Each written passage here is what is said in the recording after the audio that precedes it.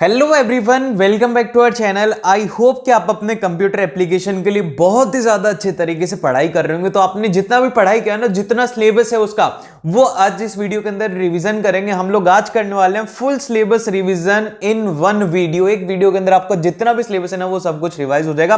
तो एक कोने में बैठ जाओ, पूरा पूरा ध्यान से सुनो, आपको इतना कॉन्फिडेंस आ जाएगा कि यार कंप्यूटर में तो फुल मार्क्स पक्के हैं। ठीक है, तो सबसे फर्स्ट जो यहां पर डेफिनेशन आती है वो आती है नेटवर्क की। नेटवर्क होता क्या है? तो हम लोग जो नेटवर्क है इसको इस तरीके से डिफाइन करते हैं कि network is a collection of a two or more computer which are connected together to share the information and resources. भैया नेटवर्क वो होता है जिसके अंदर की दो या दो से ज्यादा कंप्यूटर कनेक्ट होते हैं, उनको आपस में कोई भी इंफॉर्मेशन एक्सचेंज करनी होती है। इसलिए अब जैसे कि जो फर्स्ट इंटरनेट था, ये एक एमसीक्यू फॉर्म में है कि फर्स्ट इंटरनेट क्या था। फर्स्ट इंटरनेट का नाम था एपेरेंट, उसका नाम था। इसके फुल फॉर्म है यहां पर advance research project agency network. ये है इसकी फुल फॉर्म, याद रख लेना। एमसीक्यू क्वेश्चन में शॉर्ट मार्क्स में आ सकता है कि फुल फॉर्म क्या होगी। फिर इसके बाद में जो नेक्स्ट आता है कि जितने भी कंप्यूटर्स होते हैं ना, वो सारे के सारे दो चीजों के ऊपर काम करते हैं, टीसीपी और आईपी के ऊपर। अब ये टीसीपी क्या होता है? टीसीपी की जो फुल फॉर्म होती है वो होती है ट्रांसमिशन कंट्रोल पैनल। अब देखिए ट्रांसमिशन कंट्रोल पैनल होता क्या है? Transmission control panel breaks the message into the smaller packets and also reassemble these into a original message. मतलब क्या होता है भैया? मतलब ये हुआ कि जैसे कि मान लो कि आपके पास में ना इतना मैसेज है कोई, तो कि ये क्या करेगा, टीसीपी क्या करता है कि उसको छोटे छोटे पैकेट्स के अंदर कर देता है, फिर उसके बाद में उसको डिलीवर करता है, जिससे कि उसको डिलीवर करना आसान हो जाता है। और फिर इसके बाद में जो नेक्स्ट आता है वो आता है कि हमारे पास में आईपी क्या होता है? आईपी इंटरनेट प्रोटोकॉल होता है। इसको हम लोग डिफाइन करते हैं कि address part of each packet, कि एड्रेस क्या होगा हर एक पैकेट का, वो होता है यहां पर इंटरनेट प्रोटोकॉल। अब हम देखते हैं कि जो हमारा इंटरनेट है ना, इसके यूजेस क्या क्या हैं। तो सबसे पहला जो यूज आपको लिखना है, एजुकेशन लिखना है, दूसरा रिसर्च है, तीसरा ऑनलाइन पेमेंट हो गया, सोशल नेटवर्किंग साइट्स वगैरह होगी। इन सभी में इंटरनेट को यूज में लिया जाता है। अब इसी के बाद में हम लोग बात करते हैं कि एडवांटेज क्या क्या है इंटरनेट के। अभी हम लोग ये जो इंटरनेट यूज कर रहे हैं, इससे क्या कोई फायदा भी होता है क्या? भैया पूरे ही फायदे हैं। सबसे पहले जो यहां पर इजी है वो है यहां पर कि आप इजीली कम्युनिकेट कर सकते हो। सेकंड है कि publishing a document on a internet saves paper, क्योंकि जैसे कि अगर आप बुक खरीदते हो तो बुक के अंदर पेपर होते हैं, और वहीं पर अगर आप ऑनलाइन कोई डॉक्यूमेंट पढ़ रहे हो तो उसके अंदर पेपर की सेविंग होती है। तो ये इसका एक एडवांटेज होता है। और इससे अच्छा कि है ना, बुक प्रिंट करते हो उससे अच्छा तो ये होता है कि वही जो डॉक्यूमेंट है उसको लाखों लोग देख लें, जिससे कि क्या होगा कि लाखों पेड़ बच सकते हैं। फिर इसके बाद में नेक्स्ट आता है कि great access to the information which reduces the research time. अब इसका क्या मतलब हुआ? जैसे कि फॉर एग्जांपल के लिए अभी आप कंप्यूटर एप्लीकेशन का ये आपको वीडियो मिल गई जिसके अंदर की पूरा सिलेबस है। अभी यही अगर वीडियो आपको नहीं मिलती तो आप क्या करते? बुक ढूंढते, फिर बुक से पढ़ते, फिर उसके बाद में उसके नोट्स बनाते, फिर ये सब काम करते। लेकिन अभी आपका काम कितना आसान हो गया, आपने आए यूट्यूब के ऊपर हमारे चैनल को सब्सक्राइब किया हुआ था तो सीधी वीडियो आई कि भैया कंप्यूटर एप्लीकेशन का फुल सिलेबस रिवीजन कर लो, और तुमने फुल सिलेबस रिवाइज कर लिया। तो ये होता है यहां पर कि आपका रिसर्च का टाइम उसमें बच जाता है। फिर इसके बाद में नेक्स्ट आता है कि valuable resources for the companies. ये कंपनीज के लिए काफी ज्यादा एक वैल्यूएबल रिसोर्स होता है। अब ऐसा नहीं है कि इसके एडवांटेज हैं, अब इसके डिसएडवांटेज भी होते हैं इंटरनेट के। सबसे पहला यहां पर आता है कि साइबर फ्रॉड बहुत ज्यादा हो जाता है। जैसे कि वो स्कैम आप लोगों ने सुना होगा कि सर आपके फोन पर एक ओटीपी आया है, आप बताइए मैसेज, और जैसे ही वो बता देते हैं ओटीपी, उतने में बैंक खत्म। और फिर इसके बाद में नेक्स्ट आता है कि major source of a computer virus. सबसे ज्यादा जो कंप्यूटर वायरस है वो इंटरनेट से ही आते हैं, सारे इंटरनेट के ऊपर ही वायरस पड़े हैं। फिर इसके बाद में जो नेक्स्ट पॉइंट आता है वो आता है कि difficult to check the accuracy of information. ये एक इसका सबसे बड़ा डिसएडवांटेज है कि आपको पता नहीं लगता कि वो जो इंफॉर्मेशन है वो कितनी ज्यादा सही है। और फिर इसके बाद में अगला जो पॉइंट आता है हमारे पास में वो आता है मॉडेम। अब मॉडेम क्या होता है? मॉडेम के एग्जाम के अंदर एक बार पिछले साल मैं बता रहा हूं आपको, ये 2019 के अंदर ये क्वेश्चन आया था कि व्हाट इज मॉडेम। तो मॉडेम याद रखना कि modem is a modulator and demodulated device. अब इसका क्या मतलब हुआ? मॉडेम की डेफिनेशन ये होगी कि converts the computer digital signal. Computer जो होता है वो हमेशा डिजिटल सिग्नल जनरेट करता है, उसको वो इस किस में कन्वर्ट करता है? वो करता है एनालॉग सिग्नल में, एंड ट्रांसमिट वाया टेलीफोन और landline line and vice versa. कि मतलब क्या होता है कि जैसे कि हमारा जो कंप्यूटर होता है, कंप्यूटर क्या करता है कि डिजिटल एक सिग्नल जनरेट करता है, जिसको कि मॉडेम जो है उसको क्या कर देता है? एनालॉग सिग्नल के अंदर कन्वर्ट कर देता है। तो यही जो प्रोसेस होती है इसी को मॉड्यूलेटर और डीमॉड्यूलेटर कहा जाता है। फिर इसके बाद में जो नेक्स्ट पॉइंट आता है वो आता है वाईफाई, वाईफाई की फुल फॉर्म क्या होता है? वो होता है वायरलेस फिडेलिटी, ठीक है, वायरलेस फिडेलिटी इसकी फुल फॉर्म होती है। और ये होता क्या है वाईफाई? वाईफाई को हम लोग डिफाइन करते हैं कि wireless network technology that utilises the radio frequency to transfer data. एक ऐसी वायरलेस नेटवर्क टेक्नोलॉजी है जिससे कि रेडियो फ्रीक्वेंसी को यूज करके डेटा को एक जगह से दूसरी जगह पर ट्रांसमिट कर देती है। और फिर इसके बाद में जो नेक्स्ट आता है वो आता है हमारे पास में LTE, जो कि आप लोगों के फोन में है ना।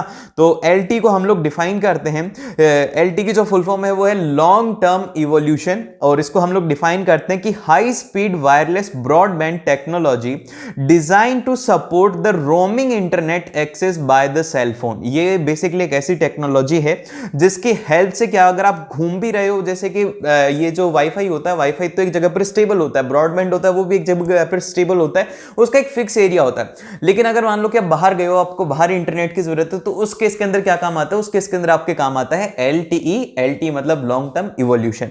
फिर इसके बाद में नेक्स्ट जो यहाँ पर डेफिनेशंस आती है, जैसे कि वेब पेज हो गया, वेबसाइट हो गया, वेब ब्राउजर हो गया, ये सारी की सारी इंपॉर्टेंट है, तो ध्यान से सुनना। सबसे पहली जो आती है वो आती है वेब पेज। वेब पेज क्या होता है? जैसे आप किसी भी एक वेबसाइट के ऊपर जाते हो तो आपको कोई एक आर्टिकल मिलता है ना, वही वेब पेज होता है। तो हम लोग इसको डिफाइन करेंगे कि a backbone of a world wide web. ये बैकबोन है किसकी? वर्ल्ड वाइड वेब, जिसको कि हम लोग बोलते हैं WWW। ये होती है इसकी फुल फॉर्म, जो कि इंटरनेट का एक सबसे ज्यादा इंपॉर्टेंट पार्ट है, क्योंकि पूरा इंटरनेट इसी के ऊपर ही बेस्ड है। और फिर इसके बाद में नेक्स्ट आता है कि made up of a file और अ डॉक्यूमेंट, की एक वेब पेज जो होता है वो किसी एक फाइल से या फिर किसी डॉक्यूमेंट से मिलकर के बना होता है।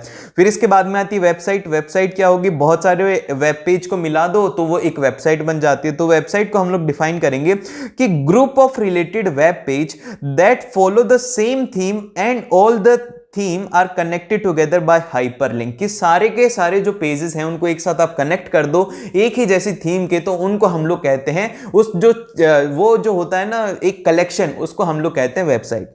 फिर इसके बाद में नेक्स्ट आता है वेब ब्राउजर। अब वेब ब्राउजर क्या होता है? Web browser is a software application that is used to retrieve and display the some content on world wide web. कि जैसे कि मान लो कि आपको अगर वर्ल्ड वाइड वेब के ऊपर कुछ देखना है, तो आप ऐसा तो है नहीं कि जैसे कि बुक होती है, बुक को खोल के देख तो ऐसे देख लोगे, नहीं। इसके लिए आपको एक सॉफ्टवेयर एप्लीकेशन चाहिए जिससे कि आप है ना आसानी से वर्ल्ड वाइड वेब को एक्सेस भी कर पाओगे, और वहां पे जाकर के वो जो वेबसाइट्स वगैरह हैं, वेब पेज वगैरह, वो आपको वहां पे डिस्प्ले हो पाएंगे।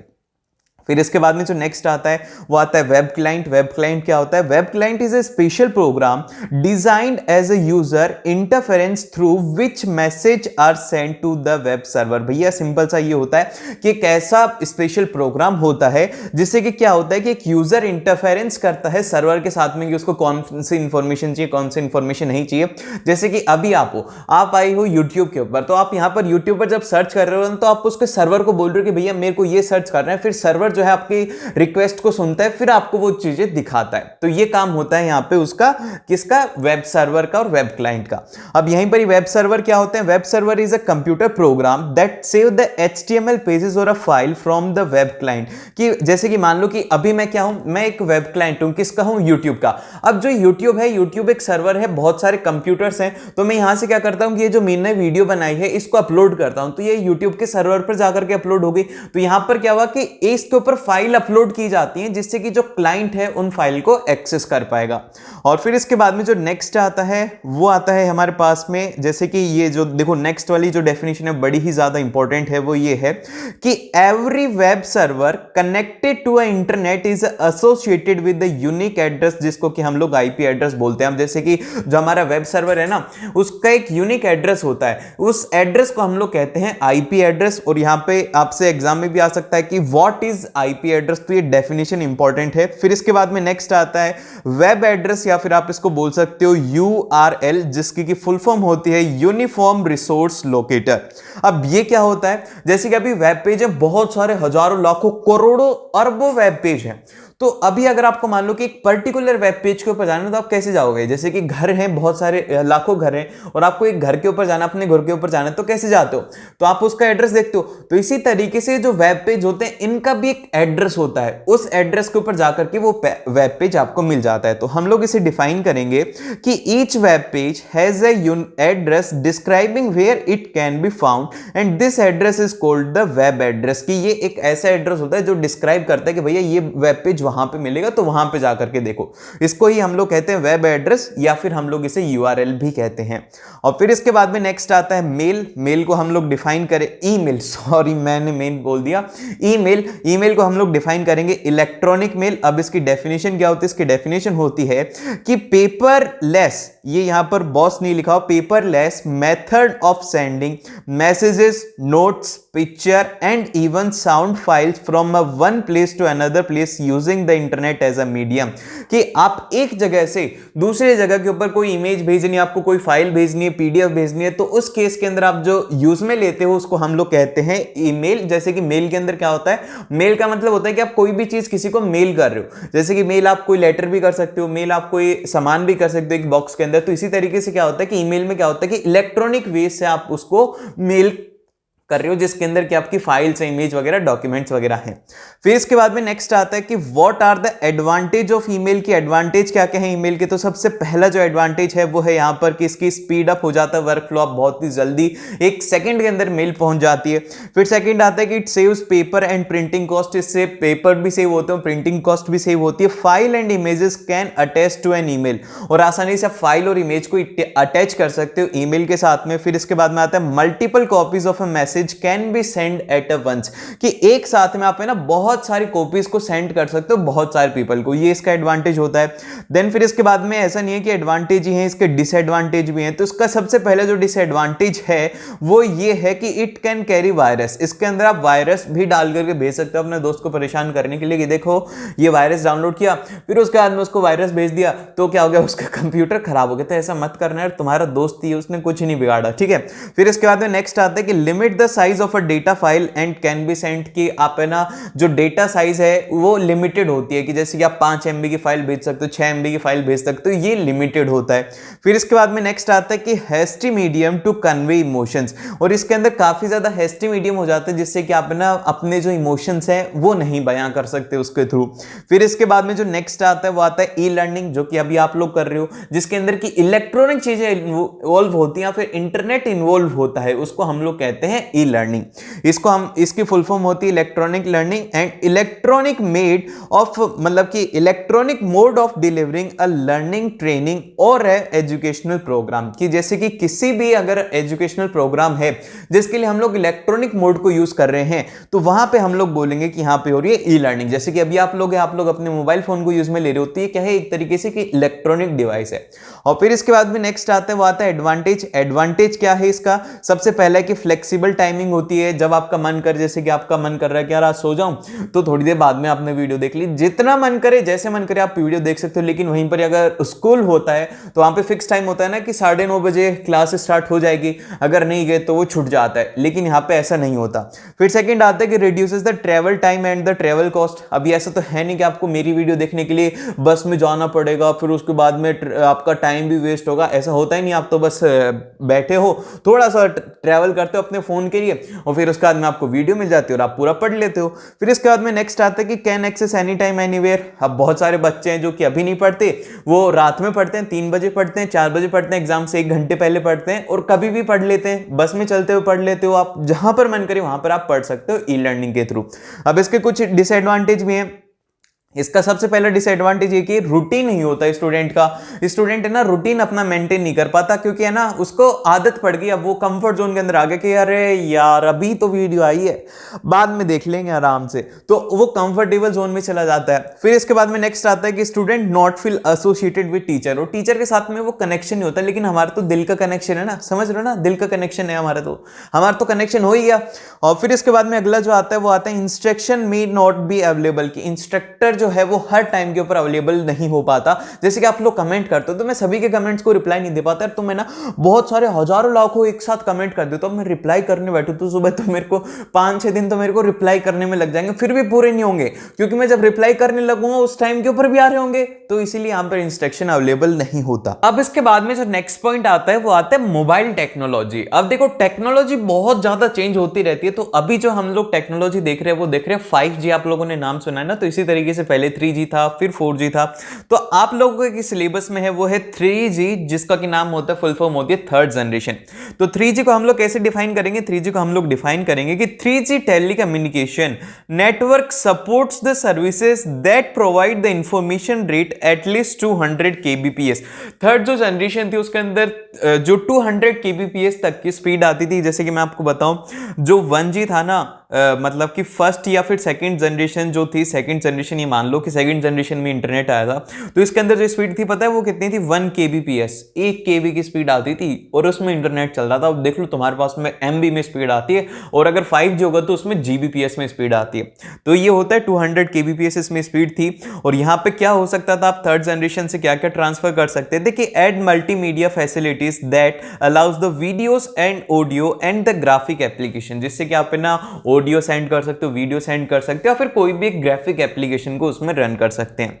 फिर इसके बाद में जो नेक्स्ट आता है वो आता है फोर्थ जनरेशन ऑफ इंटरनेट, जो कि अभी थोड़े टाइम पहले थी, पिछले साल थी। अब नई जनरेशन आ चुकी है, वो आ चुकी है 5G।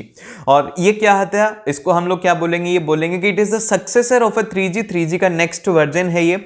And 4G system provides the mobile ultra broadband internet access. इसमें बहुत ही ज्यादा कवरेज के अंदर इंटरनेट मिल जाता है लोगों को और आराम से वो एक्सेस कर पाते हैं। एंड इसकी स्पीड कहां तक होती है? 100 Mbps मूविंग में, और जो 1 Gbps है स्टेशनरी के ऊपर आपको स्पीड मिल सकती है। और फिर इसके बाद में नेक्स्ट आता है कि SMS क्या होता है? SMS को हम लोग डिफाइन करते हैं शॉर्ट मैसेज सर्विस। ये क्या होता है? ये होता है text messaging for sending a short message up to 160 character to a mobile. कि आप मोबाइल के ऊपर किसी को मैसेज करना चाहते हो ना, तो 160 कैरेक्टर तक का तो आप लोग SMS के थ्रू सेंड कर सकते हैं। फिर इसके बाद में आता है MMS। MMS क्या होता है? सिंपल सा, जिसके अंदर क्या ना, यूजर जो है वो कोई भी मल्टीमीडिया फाइल भेज सकता है, ऑडियो हो गया, वीडियो हो गया, या फिर कोई भी फाइल वो MMS के थ्रू भेज सकता है। और फिर इसके बाद में जो नेक्स्ट आते हैं, यहां पर भैया बहुत ही ज्यादा इंपॉर्टेंट है, ये HTML ही तुम्हें दिखेगा सबसे ज्यादा। HTML के सबसे ज्यादा क्वेश्चंस तुम्हें एग्जाम के अंदर देखने को मिलेंगे। तो सबसे पहले हम लोग देखते हैं टेबल टैग क्या होता है। तो भैया टेबल टैग क्या होता है कि it insert a table into a web page. Web page के अंदर टेबल को एंटर करने का काम इसका होता है।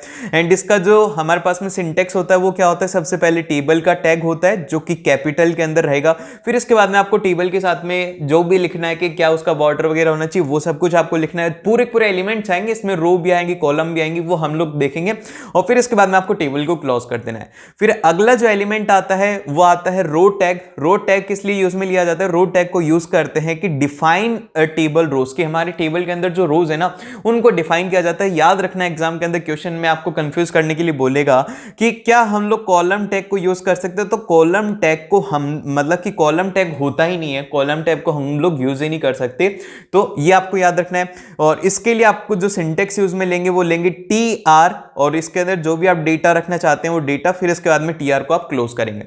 फिर इसके बाद में जो नेक्स्ट आता है वो आता है सेल टैग। अब सेल टैग क्या होता है? जैसे कि जो रो है, ठीक है, जैसे कि ये रो कैसे बना दी मैंने, हाँ, तो ये जो रो है इसके अंदर अलग अलग ऐसे सेल्स होंगे, ठीक है। इन सेल के अंदर आपको कुछ ना कुछ एक डेटा रखना होगा, तो उस डेटा को फिल करने के लिए हम लोग यूज में लेते हैं सेल टैग। और सेल टैग को क्या बोलते हैं? Cell tag is used to define a data cell, जो कि करंट सेल होता है, और the header of a table. Header of a table या फिर आप लोगों का जो सेल डेटा है उसको डिफाइन करने के लिए हम लोग इसको यूज में लेते हैं। जैसे कि अगर आपको सिंपल सा डेटा लिखना है तो आप TD, जो भी आपको डेटा लिखना है, जैसे कि आपका नाम लिखना है, तो यहां पर मैंने मेरा नाम लिख दिया, आयुष मेरा नाम है। फिर उसके बाद में मैंने इसको क्लोज कर दिया। तो अब इस सेल के अंदर क्या हो जाएगा? यहां पर डिस्प्ले हो जाएगा आयुष, ठीक है, इस तरीके से इसमें डिस्प्ले हो जाएगा। और अगर वहीं पे ही मेरी जो टेबल है उसका फर्स्ट रो रहेगी ना, वो होती है हेडर। तो अगर मेरे को हेडर लिखना है ना, तो हेडर के लिए मैं यहां पर यूज में लूंगा TH, और फिर जो भी मेरे को हेडिंग डालनी है वो, फिर इसके बाद में TH को क्लोज कर दूंगा, हेडर के लिए है ये।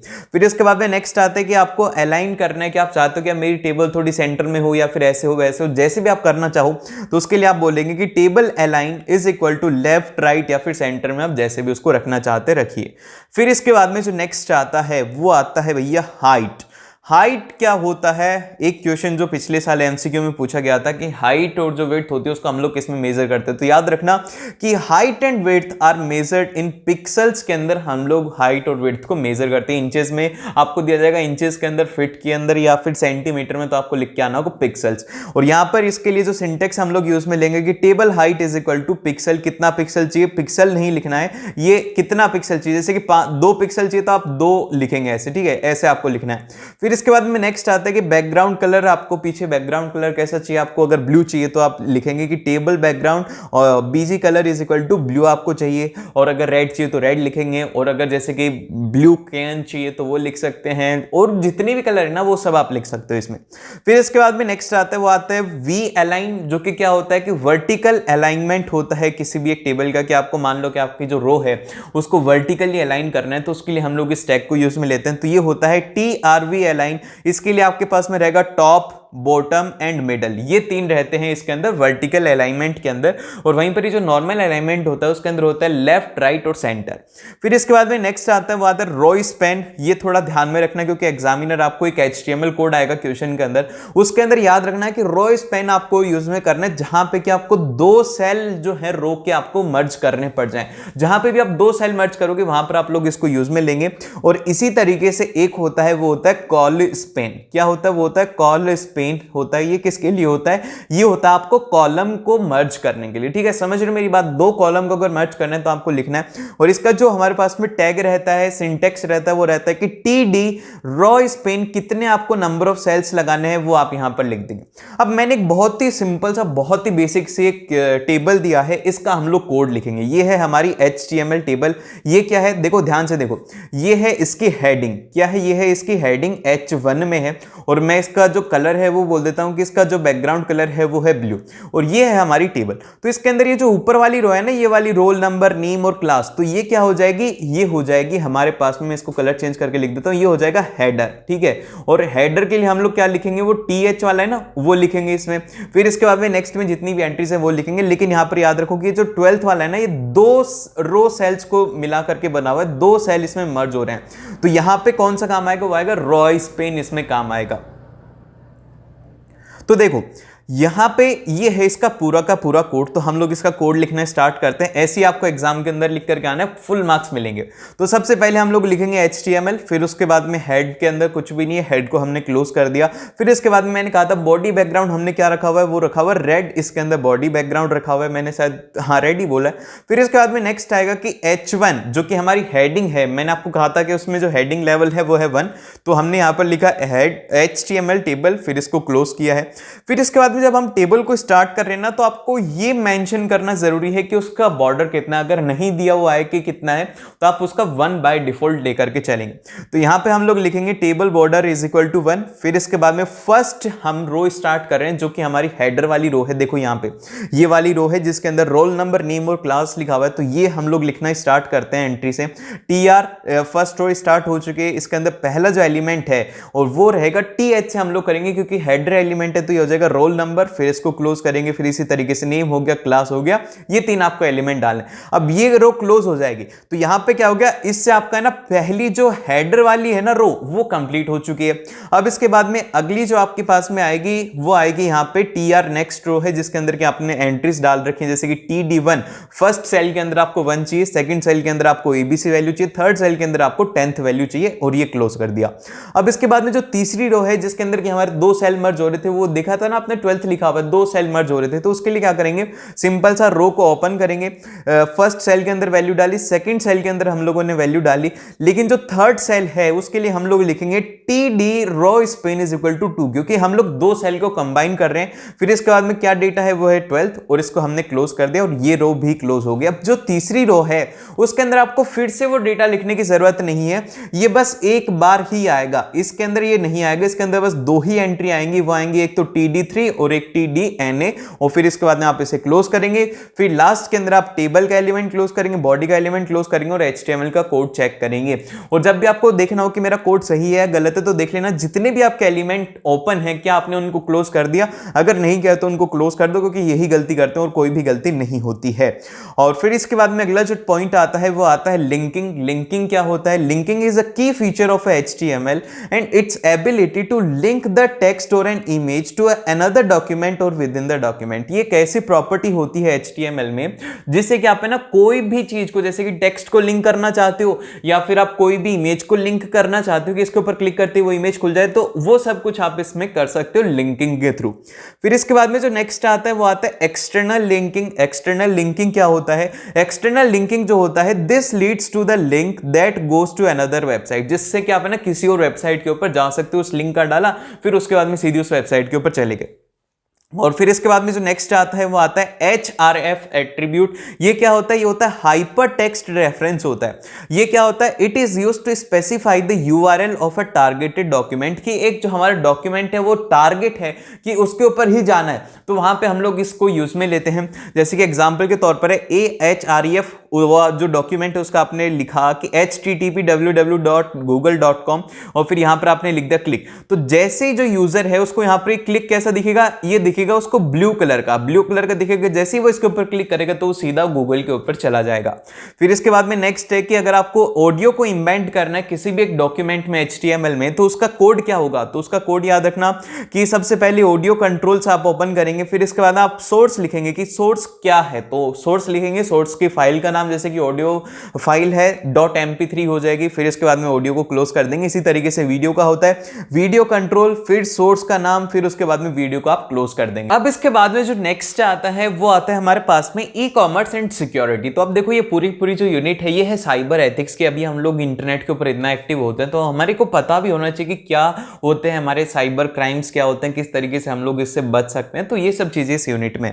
तो सबसे पहले हम लोग बात करते हैं कि ई-कॉमर्स एंड सिक्योरिटी की। तो in e-commerce the transaction takes place over e-commerce is ability to do a business online via internet. कि भाई ई-कॉमर्स सिंबल सही होता है कि जैसे कि आप लोग दुकान पर जाते हो ऐसे आप लोग इंटरनेट के ऊपर आते हो और आप कोई भी लेन देन करते हो इसमें, समझ गए। फिर इसके बाद में नेक्स्ट आता है कि the privacy in the e-commerce means the protection of the privacy of the parties involved in the trading through e-commerce transaction security in a vital e-commerce. मतलब क्या हुआ? मतलब इसका ये हुआ जैसे कि जो ई-कॉमर्स का मतलब सिंबल सा ये होता है कि जैसे कि जो आप है ना किसी भी वेबसाइट के ऊपर जाते हो, आप पेमेंट करते हो, तो वो जो आपकी प्राइवेसी, आपके कार्ड नंबर, ये सब जो चीजें हैं वो सिक्योर करना ही उसका काम होता है। अब जैसे कि यहाँ पर इसमें फ्रॉड भी हो जाते हैं। कौन से फ्रॉड होते हैं? जैसे कि क्रेडिट कार्ड फ्रॉड हो गया, रिफंड फ्रॉड हो गया, कार्ड टेस्टिंग का फ्रॉड हो गया। बोलेंगे आपको कि हेलो सर आपका कार्ड काम नहीं कर रहा, आप अपने कार्ड का नंबर बता दीजिए, और फिर उसके बाद में OTP बताएंगे, फिर इसके इसी तरीके से आपके साथ में स्पैम हो जाता है या फिर स्कैम हो जाता है। फिर इसके बाद में जो नेक्स्ट आता है वो आता है कंप्यूटर एथिक्स। क्या होते हैं हम लोग एक बार इसको देख लेते हैं। कंप्यूटर एथिक्स को हम लोग डिफाइन करेंगे कि computer ethics are the set of the moral standard that govern the use of a computer and it is the society view about the use of computer both hardware and software. भैया simple सा ये होता है कि कुछ morals होते हैं हर एक चीज के। जैसे कि आपका मॉरल है कि आपको झूठ नहीं बोलना है, आपको झूठ नहीं बोलना चाहिए और आपको सच्चाई के रास्ते पर चलना चाहिए। ये क्या है? ये है मॉरल। तो इसी तरीके से क्या होता है कि कंप्यूटर एथिक्स के भी मॉरल्स होते हैं कि जो सॉफ्टवेयर है आप इसका कैसे यूज करेंगे, हार्डवेयर है इसका कैसे यूज करेंगे, तो ये सब चीजें आती है कंप्यूटर एथिक्स में।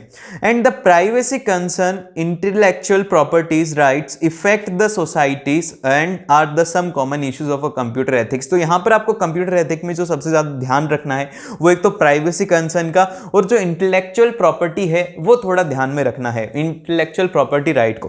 तो सबसे पहले अगर हम लोग बात करें प्राइवेसी कंसर्न, तो प्राइवेसी कंसर्न में तीन चीजें आती है। सबसे पहले आती है वो आती है हैकिंग। हैकिंग क्या होती है? हैकिंग को हम लोग डिफाइन करते हैं कि it is an unlawful intrusion into a computer और अ नेटवर्क। कि भैया बिना किसी की इजाजत के आप लोग उनके कंप्यूटर में या फिर उनके नेटवर्क में घुस रहे हैं and a hacker can interrupt through the security levels of a computer system or the network and can acquire the unauthorized access to the other computer। तो भैया यहाँ पर क्या होता है कि हैकर क्या होता है कि जैसे कि मान लो कि आपका कोई भी वाईफाई है या फिर आपका फोन है, आपका कंप्यूटर है, उसमें क्या होगा कि वो अनएथिकल वे से आपके कंप्यूटर की एक्सेस ले लेगा, फिर उससे आपका डेटा चोरी कर लेगा या फिर उसको खराब कर देगा। जो भी वो करेगा ये सब कुछ अनएथिकल होता है क्योंकि वहां पर आपकी परमिशन नहीं होती है। फिर इसके बाद में नेक्स्ट आता है मालवेयर। मालवेयर का मतलब क्या होता है? It is the malicious software which creates impair to the computer system. कि भैया जैसे कि मालवेयर का मतलब होता है एक वायरस होता है, जिससे कि आपका जो कंप्यूटर सिस्टम है ना उसके अंदर कुछ ना कुछ एक वायरस हो जाता है, आपका कंप्यूटर सही ढंग से काम नहीं करता, या फिर ये एक तरीके से वायरस होते हैं या फिर स्पाईवेयर होते हैं, वॉन्ट्स होते हैं या फिर ट्रोजन हॉर्सेस होते हैं, जो कि क्या करते हैं कि आपके कंप्यूटर को है ना हैक कर देते हैं और आपके उसको खराब कर देते हैं। फिर इसके बाद में नेक्स्ट आता है डेटा प्रोटेक्शन। डेटा प्रोटेक्शन क्या होता है कि आल्सो द मतलब कि also known as the information privacy or the data privacy, and it is the process of safeguarding the data which in needs to the influence of a balance between the individual privacy rights which are still authorised data to be used for the business purpose. तो यहां पर simple सा data protection के अंदर कि आपका जो data है वो सिक्योर है और आपके डेटा को जो प्राइवेसी है वो दी जा रही है। अब यहां से क्वेश्चन नहीं आएगा, क्वेश्चन आएगा इंटेलेक्चुअल प्रॉपर्टी राइट से क्वेश्चन आता है, 100% आएगा। तो इस बार भी ध्यान से सुनो। तो यहां पे हम लोग बोलेंगे कि जो इंटेलेक्चुअल प्रॉपर्टी राइट होते हैं वो क्या होते हैं? Intellectual property rights are the legal right that cover the privilege given to the individual who are the owner और द इन्वेंटर ऑफ वर्क। कि भैया ये एक ऐसे राइट होते हैं जो कि आप उस वेबसाइट का ओनर है या फिर उस बिजनेस का ओनर है उसको देते हो, and have created something with the intellectual creativity. जैसे कि मान लो कि हमारा एक यूट्यूब चैनल है, अब इस यूट्यूब चैनल को मैंने मेरी क्रिएटिविटी से किया। अब यहां पे क्या होता है कि जैसे कि आप लोग कमेंट करते हैं फिर आप मेरे साथ में कोई भी इंफॉर्मेशन शेयर करते हो, तो ये मेरी रिस्पॉन्सिबिलिटी बनती है कि जो आपकी इंफॉर्मेशन है इसको मैं प्राइवेट रखूं। ऐसा नहीं है कि जैसे कि आपने पूछा कि भैया मैं थोड़ा डिप्रेशन में हूं, मेरे साथ में ऐसा नहीं हो रहा, तो आपको है ना यहाँ पर आपकी जो ये पूरी आइडेंटिटी है इसको यहाँ पर सेफ रखना मेरी रिस्पॉन्सिबिलिटी होती है। फिर इसके बाद में नेक्स्ट आता है, यहाँ पे इसमें लिखा हुआ है कि individual relate to the area such as the literature, music, invention and can be guaranteed such rights which can be used for the business practices by them. अब जैसे कि मान लो कि हमारे चैनल है, हमारे चैनल से बहुत सारे लोगों ने वीडियोस को कॉपी किया, तो वहां पर यहाँ पे जो है यहाँ पे मेरे को राइट होता है क्योंकि वो वीडियोस मैंने खुद ने इन्वेंट किया था, मैंने खुद ने क्रिएट किया था। तो ये राइट मेरे को होता है कि मैं ना उसके अगेंस्ट में ना कॉपीराइट होता है मेरे पास में कि मैं उसको कॉपीराइट देकर के मेरी वीडियोस को यूज किया इसलिए उसके चैनल को टर्मिनेट करवा सकता हूं। तो ये होता है इंटेलेक्चुअल राइट। अब इसके बाद में जैसे कि यहाँ पे इसमें नेक्स्ट जो पॉइंट लिखा हुआ है वो लिखा हुआ है कि the creator and the inventor gets the exclusive right against any misuse of a work without his और हर प्रायर इंफॉर्मेशन। कि भैया मेरी इच्छा के बिना या फिर मेरे को बिना बताए अगर आप मेरी जो रिसोर्सेज है उनको यूज में लोगे तो वहां पे मैं आपको कॉपीराइट दे सकता हूं, आपके चैनल को मैं टर्मिनेट कर सकता हूं। फिर इसके बाद में नेक्स्ट आता है कि however the rights are guaranteed for a limited peoples to a period of a time to maintain equilibrium. यहां पर जो राइट्स होते हैं ये एक लिमिटेड पीरियड ऑफ टाइम के लिए होते हैं जिससे कि इक्विलिब्रियम मेंटेन रहे। And the following activities which are covered in the intellectual activity ये गिवन है, जैसे कि इंडस्ट्रियल डिजाइनिंग हो गया, साइंटिस्ट डिस्कवरीज हो गया, protection against the unfair competition हो गया, लाइब्रेरी हो गया, आर्टिस्ट हो गया। ये सब आप एक बार पढ़ लेना, लेकिन जो सबसे ज्यादा इंपॉर्टेंट है ना वो ये है, ठीक है। 5 से 6 होती हैं जो कि इंपॉर्टेंट होती हैं। जैसे कि इंटेलेक्चुअल प्रॉपर्टी में सबसे पहला होता है वो होता है पेटेंट। पेटेंट क्या होता है? पेटेंट होता है जैसे कि आपने खुद ने कोई इन्वेंशन किया है तो उस इन्वेंशन से गवर्नमेंट आपको एक ऐसी अथॉरिटी देती है कि उस इन्वेंशन को कोई और नहीं कर सकता, वो इन्वेंशन आपका ही माना जाएगा और आपके परमिशन के बिना नहीं करेगा। फिर चाहे आप उसको सेल कर सकते हो उसके बाद में यूज कर सकते हैं, लेकिन ऐसे आपके इन्फॉर्मेशन के बिना नहीं यूज में लिया जाता। फिर इसके बाद में जो नेक्स्ट आता है वो आता है ट्रेडमार्क हो गया, और इसके साथ में हो गया ट्रेड सीक्रेट हो गया, लेआउट डिजाइन हो गया, इंडस्ट्रियल डिजाइन हो गया और कॉपीराइट हो गया। ये सारी की सारी होती है इंटेलेक्चुअल प्रॉपर्टीज। तो ये याद रखना, इसका स्क्रीनशॉट ले लो और इसको याद रख लेना इस डायग्राम को। फिर इसके बाद में जो नेक्स्ट आता है वो आता है सॉफ्टवेयर लाइसेंस और प्रॉपर्टी लाइसेंस, फिर free software, open source software, ये 4 चीजें इंपॉर्टेंट है। तो सबसे पहले हम लोग बात करते हैं कि सॉफ्टवेयर लाइसेंस क्या होता है। A software licence agreement is a contract between the licensor or the author and the purchase of a piece of which establish the purchase rights. मतलब जैसे कि देखो कि एक सॉफ्टवेयर होता है, जैसे कि मान लो कि एडिट करने के लिए मैं जो सॉफ्टवेयर यूज करता हूं एडोबी प्रीमियर प्रो होता है। अब उसका एक एनुअल सब्सक्रिप्शन होता है। तो वहां पर क्या होता है कि जिसने उसको इन्वेंट किया था उसने उस जो सॉफ्टवेयर है उसको इन्वेंट करके और उसने ना उसको सेल कर रखा है कि जैसे कि साल भर के लिए मेरे को उसके लिए कुछ पे करना होता है। तो वही यहां पर एक तरीके से क्या होता है कि जो एग्रीमेंट होता है ना, सॉफ्टवेयर लाइसेंस दे देता है मेरे को कि 1 साल तक मैं उनका यूज कर सकता हूं। अगर मैं उनके लाइसेंस के बिना यूज करता हूं तो वो जो होता है एक तरीके से क्या बोलते हैं उसको, पायरेटेड सॉफ्टवेयर हो जाता है और उस केस के अंदर वो जो मेरा सॉफ्टवेयर है उसको डिलीट कर सकते हैं। लेकिन ये मेरे को लाइसेंस देते हैं कि मैंने उनको कुछ अमाउंट पे किया है, तो इससे वो मेरे को लाइसेंस दे रहे हैं कि मैं 1 साल तक उसको यूज कर सकता हूं। फिर इसके बाद में नेक्स्ट आता है कि it define how the software can be used and what happen in the event of breach. ठीक है, फिर इसके बाद में नेक्स्ट आता है प्रोप्रिएट सॉफ्टवेयर। तो ये क्या होते हैं, प्रोप्रिएट सॉफ्टवेयर जो कि sometimes refer to the closed software होते हैं, जो कि is a software that are legally remains the property of organization और अ ग्रुप। मतलब क्या हुआ, मतलब ये हुआ कि एक ऐसे सॉफ्टवेयर जो कि हमेशा ही उस ऑर्गेनाइजेशन के सॉफ्टवेयर रहेंगे, वो कोई भी चेंज नहीं कर सकता है, और the individual who created it, जिसने भी उसको क्रिएट किया ना, हमेशा के लिए उसके ही वो सॉफ्टवेयर रहने वाले हैं। And the organization that on the rights to the product usually do not release the source code and may enlist those who have purchased the special licence की कैन यूज इट। अभी जो मैंने example दिया था ना, वो इसका example था। तो जैसे कि वहां पर मैंने एडोबी प्रीमियर प्रो खरीदा है तो उसके लिए मैंने कुछ एक अमाउंट पे किया है, तो वही यहां पे होता है।